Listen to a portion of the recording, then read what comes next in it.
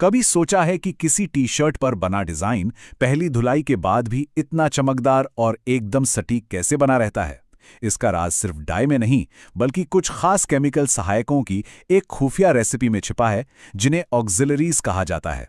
आइए प्रिंटिंग के इसी असली जादू को समझते हैं। तो सबसे पहले ये समझते हैं कि प्रिंटिंग आखिर है क्या। देखिए, ये सिर्फ कपड़े पर रंग फेंकना नहीं है। ये एक बहुत ही सटीक प्रक्रिया है, जिसे लोकलाइज्ड डाइंग यानी स्थानीय रंगाई भी कहते हैं। इसका मतलब है रंग सिर्फ और सिर्फ डिजाइन वाली जगहों पर ही लगाया जाता है, 1 इंच भी इधर उधर नहीं।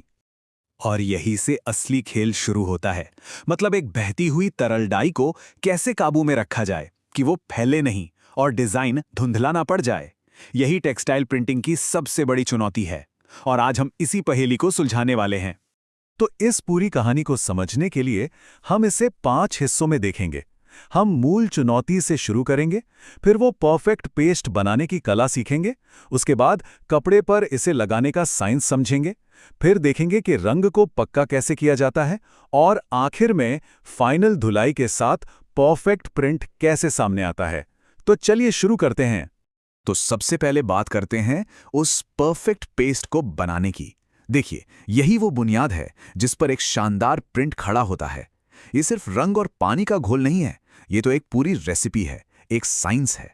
अब इस रेसिपी को बनाते वक्त 2 बड़ी दिक्कतें आती हैं। पहली तो ये कि पेस्ट इतना पतला ना हो जाए कि वो स्याही की तरह फैल जाए, और दूसरी, डाई का पाउडर आपस में चिपककर मतलब गांठें बनाकर धब्बे न छोड़ दें। तो पहली दिक्कत का हल है थिकनर। इसको ऐसे समझिए जैसे हम ग्रेवी या सॉस को गाढ़ा करने के लिए कॉर्नस्टार्च डालते हैं ना, बिल्कुल वही काम। ये पेस्ट को वो सही गाढ़ापन देता है जिससे वो अपनी जगह पर टिका रहता है और फैलता नहीं है। और अब आता है हमारा दूसरा हीरो, सॉल्वेंट। इसका काम है डाई के छोटे छोटे कणों को पूरी तरह से घोल देना, ताकि वो आपस में चिपके नहीं।